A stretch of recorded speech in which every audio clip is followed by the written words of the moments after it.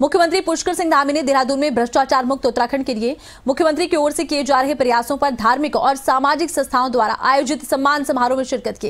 इस अवसर पर मुख्यमंत्री ने सभी को भ्रष्टाचार मुक्त उत्तराखंड की शपथ भी दिलवाई।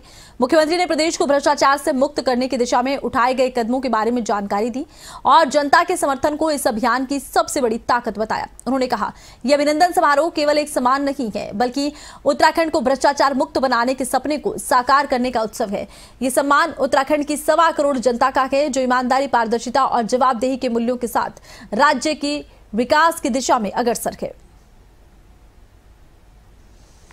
परीक्षाओं को फेस करते थे, परीक्षाओं में भाग लेते थे, योग्यता होने के बाद भी, प्रतिभा होने के बाद भी, तैयारी अच्छे होने के बाद भी उनका चयन नहीं होता था।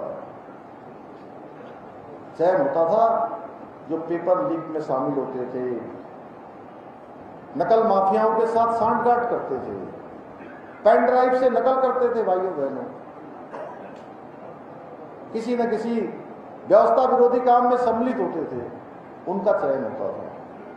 लेकिन हमने इस व्यवस्था को बदलने का काम किया संकल्प लेकर, और जब हम व्यवस्था बदलने लगे तो हमारे जो युवा थे, छात्र छात्राएं, उन सबको बरगलाने का काम भी हुआ, उनको सड़कों पर उतारने का काम भी हुआ, उनको व्यवस्था तोड़ने के लिए प्रेरित किया गया, उनको दिग्भ्रमित किया गया।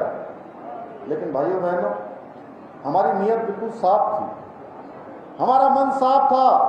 ये संकल्प था कि हम आने वाली युवा पीढ़ी को हर प्रकार से न्याय देना चाहते हैं, उनको एक अच्छा पद देना चाहते हैं, एक रास्ता देना चाहते हैं। हमने उन नकल माफियाओं के खिलाफ कार्रवाई करी और 100 से अधिक नकल माफियाओं को जेल की सलाखों के पीछे भेजा।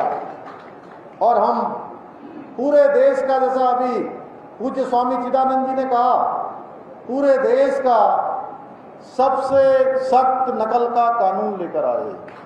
और उसका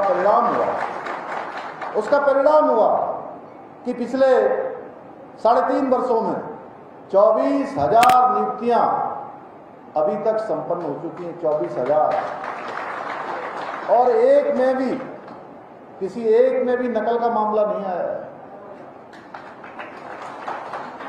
और अब चयन का आधार नकल माफियाओं से सांठगांठ नहीं है कि नकल माफियाओं से सांठगांठ होगी, पेपर लीक करवा देंगे, पेन ड्राइव से नकल कर लेंगे या भ्रष्टाचार कर लेंगे तो हमारा सिलेक्शन हो जाएगा, हमारा चयन हो जाएगा।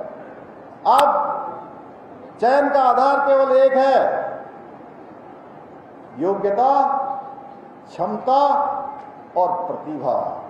इसी का कारण है कि गरीब माता पिता के बेटे बेटियों का चयन हो रहा है, और एक साथ जिनका 6 सालों से 7 सालों से परीक्षाओं में भाग ले रहे थे। आपके आसपास भी बहुत लोग मिल जाएंगे, आप देखिएगा, जरूर आपके आसपास मिल जाएंगे जिनका एक परीक्षा में भी पिछले कई सालों में चयन नहीं हो रहा था।